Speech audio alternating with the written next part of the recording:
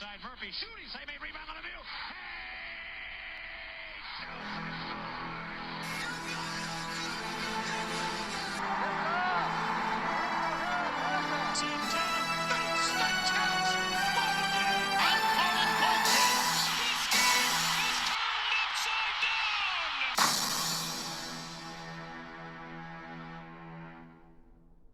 Hey guys, it is Red Rubber Duck Wins. So this is good. Welcome to the March Madness Charity Drive first round recap part one. This is all part of the charity drive for the American Foundation for Suicide Prevention. The link to that is in the description below.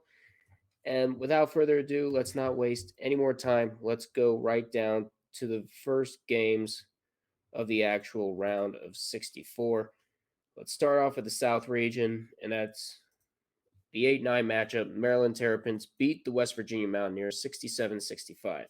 The leading scorer for the Terrapins was Julian Reese with 17 points, while Kadrian Johnson led all Mountaineers with 27 points. To start off, West Virginia jumped out to a 12-point lead, and Maryland couldn't do anything for 7 minutes, and then they got hot and were able to keep up with the Mountaineers. The Terrapins took the lead with less than 4 minutes left, and Johnson airballed the game-winning three as time ran out. They would go up against the winner of Alabama and Texas A&M Corpus Christi later that day. We stay in the South region as Furman upsets the Virginia Cavaliers 68-67.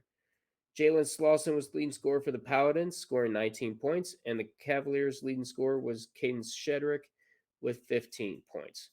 Virginia held the lead for most of the game, and eventually Furman was able to gain the upper hand.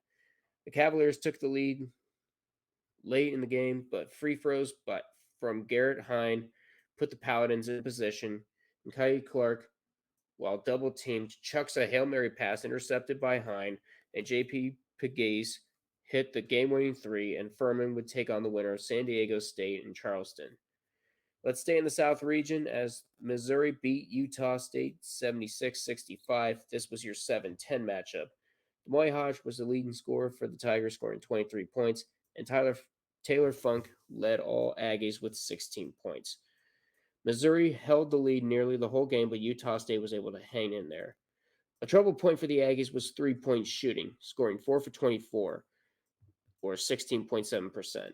Missouri ran away with the game in the later stages of the second half, and would earn the date with the winner of Arizona versus Princeton. Let's go to the West region as the top seed Kansas beat Howard 96-68. All five Jayhawks starters ended in double figures, led by Jalen Wilson with 20 points, and Shai Odom led all Bison with 15 points. The game was actually really close to start off. For the first 15 minutes, Howard kept it close with everything they had and the reigning defending undisputed national champions Kansas turned on the Jets. After the 33-33 tie, the Jayhawks got white hot and never looked back. Kansas would go up against the winner of Arkansas and Illinois. Let's go back to the South region as the overall number one seed Alabama beat Texas A&M Corpus Christi 96-75. Despite Brandon Miller not scoring, 5 players reached double figures for the Crimson Tide, led by Nick Pringle with 19 points off the bench. Trevion Tennyson was the leading scorer for the Islanders with 20 points. Alabama showed why they were the overall number one seed. The Crimson Tide led by double digits for most of the game, and Corpus Christi had no chance, and Alabama would go on to the second round to face Maryland. Let's stay in the South region as San Diego State beat Charleston 63-57. Matt Bradley was the leading scorer for the Aztecs with 17 points. Ante Bursovic led all Cougars with 12 points. The game was held within single digits from tip-off to final buzzer. While Charleston had the lead for most of the first half, SDSU had the lead for most of the rest of the way. Charleston kept it close but were unable to pull off the 12-5 upset as the Aztecs would go up against Furman. We stay in the South region as the first big upset of this tournament, or actually second upset, but this one was the biggest up to that point. Princeton would upset Arizona 59-55. This was a 15-2. Tassan Bowman, I apologize if I butchered that, was leading scorer for the Tigers with 15 points. And Azuolas Tubelis led all Wildcats with 22 points. This game featured several scoring droughts from both teams. The Wildcats were in front but not by much. It took until nearly the halfway point of the second half, and Arizona was able to balloon their way to a 12-point lead, but Princeton was able to fight back, including holding the Wildcats scoreless for the last 5 minutes and giving themselves enough time to go in front for good.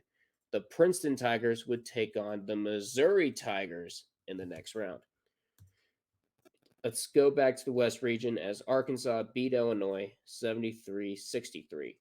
Ricky Council IV was the leading scorer for the Razorbacks, scoring 18 points, and Terrence Shannon Jr. led all Fighting Illini with 20 points. Illinois' only lead was 2-0.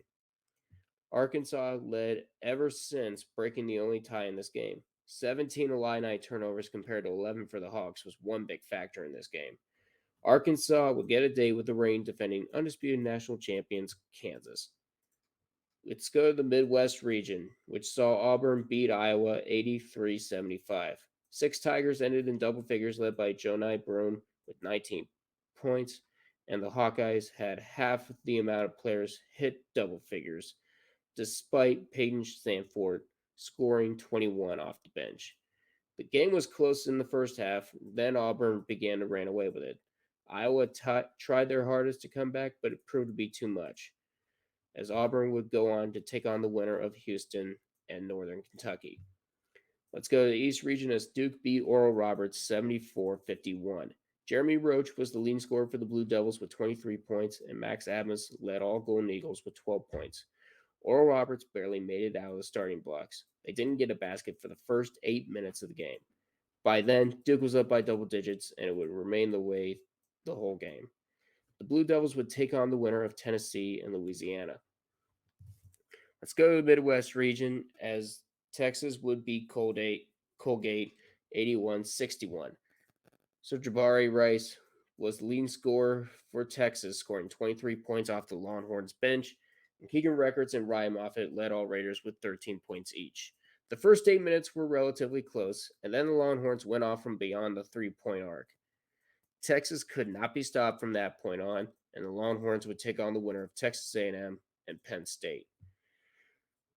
Let's go to the West region as Northwestern beat Boise State 75-67. Boo Blee was the leading scorer for the Wildcats with 22 points, while Max Rice led all Broncos with 17. While Northwestern had the lead the whole time, it was hard to tell with how close it actually was. Every Wildcat run was answered except for the final 5 minutes when Northwestern got a stronger grip. By then, Boise State couldn't do much. The Wildcats in their second ever tournament get their second ever win and will take on either UCLA or UNC Asheville. Let's go back to the East region with number 4 Tennessee beating Louisiana 58-5. Tyreek Key was the leading scorer for the Volunteers, scoring 12 points off the bench, while Jordan Brown led all Raging Cajuns with 16 points. 5 out of 10 players on the roster that were put on the court didn't record any points, as opposed to just 1 for Tennessee. The teams were locked in a tie with 5 minutes to go in the first half, and then the Vols began to jump out to an 18-point lead. They never let it out. They nearly let it out of their grasp. But free throws helped out Tennessee, and it was too little too late for Louisiana, as the Vols would take on Duke. In the Midwest region, the top seed Houston would beat Northern Kentucky 63-52. Jarris Walker was the leading scorer for the Cougars, scoring 16 points, while Sam Vinson led the Norse with 15 points. Like some 1-16 matchups in the past, the 16 seed kept it close with the 1 seed almost the whole time. It wasn't until the last 11 minutes that Houston began to pull away. Marcus Sasser was on the Houston bench as he aggravated his scoring injury, but it wouldn't dampen the Cougar spirit as they would move on to face Auburn. We go to the West region as UNC Asheville would lose to UCLA 86-53. Sorry, I didn't phrase it I don't know why I phrased it like that.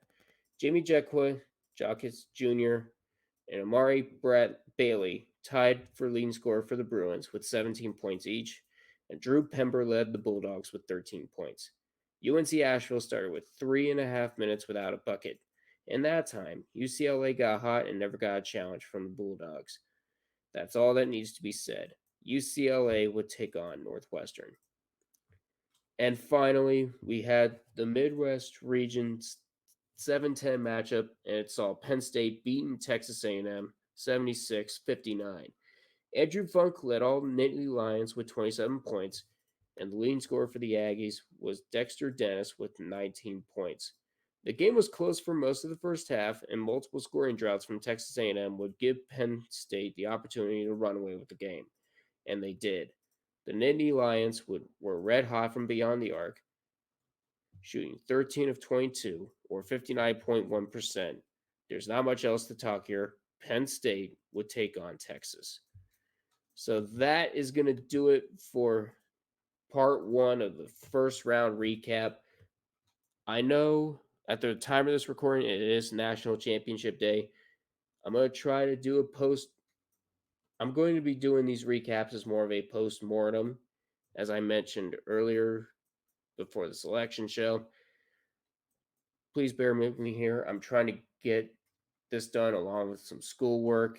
And of course, schoolwork is more important. I'm trying to get this out as fast as I can, as well as trying to focus on creating a schedule for these videos, when to record them. So I really am trying to my best to put out the best product for you guys. So please feel free to like, comment, and subscribe for more videos like this. And please, it's going to be a good national championship game. And San Diego State and UConn, it's going to be a good one. But once again, I'm Red Rubber Duckling. Until we meet again.